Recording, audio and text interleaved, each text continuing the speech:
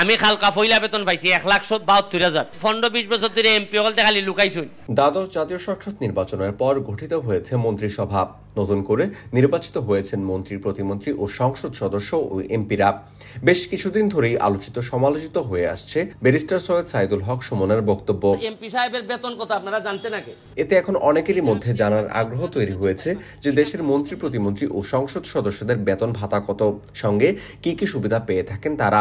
এসব জানাবো আজকের ভিডিওতে। The ministers of state and deputy ministers act অনুযায়ী একজন মন্ত্রী মাসিক 1,05,000 টাকা বেতন পেয়ে থাকেন এবং প্রতিমন্ত্রী 92,000 টাকা, উপমন্ত্রী 86,500 টাকা এবং এমপি পান 55,000 টাকা। এছাড়া মন্ত্রী, প্রতিমন্ত্রী ও উপমন্ত্রী সরকারি বাসা পাবেন। সেই সঙ্গে বাসভবনে বিদ্যুৎ, গ্যাস, পানি ও টেলিফোন ব্যয় সরকারি বহন করবে। বাড়ির সাজসজ্জা করতে একজন মন্ত্রী প্রতি বছর 5 লাখ টাকা পাবেন। প্রতিমন্ত্রী, উপমন্ত্রীরা 4 লাখ টাকা করে পাবেন। তবে কেউ যদি সরকারি বাসায় থাকতে না চান তাহলে মন্ত্রী মাসিক 80,000 টাকা এবং প্রতিমন্ত্রী ও উপমন্ত্রী 70,000 টাকা করে ভাড়া পাবেন।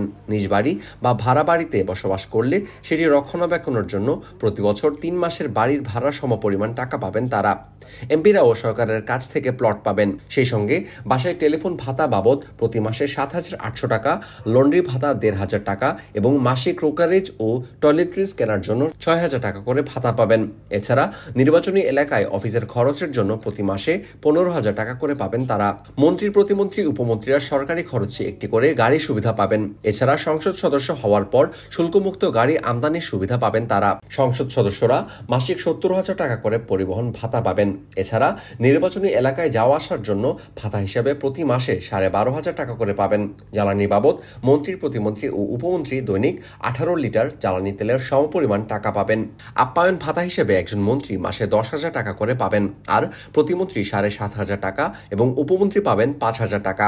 এছাড়া একজন মন্ত্রী আপ্যায়ন ভাতা হিসেবে প্রতি মাসে 5,000 টাকা করে পাবেন। মন্ত্রী, প্রতিমন্ত্রী ও উপমন্ত্রীরা অসুস্থ হলে পুরো চিকিৎসা সরকার বহন করবে। এছাড়া একজন প্রথম শ্রেণীর কর্মকর্তার চিকিৎসার খরচের সমান সুবিধা পাবেন এমপি ও তার পরিবার। আজ এ পর্যন্তই। আশা করি ভিডিওটি আপনাদের কাছে ভালো লেগেছে। এরকম আরো ইন্টারেস্টিং ভিডিওর জন্য লাইক, শেয়ার, সাবস্ক্রাইব এবং ফলো করে সাথেই থাকুন।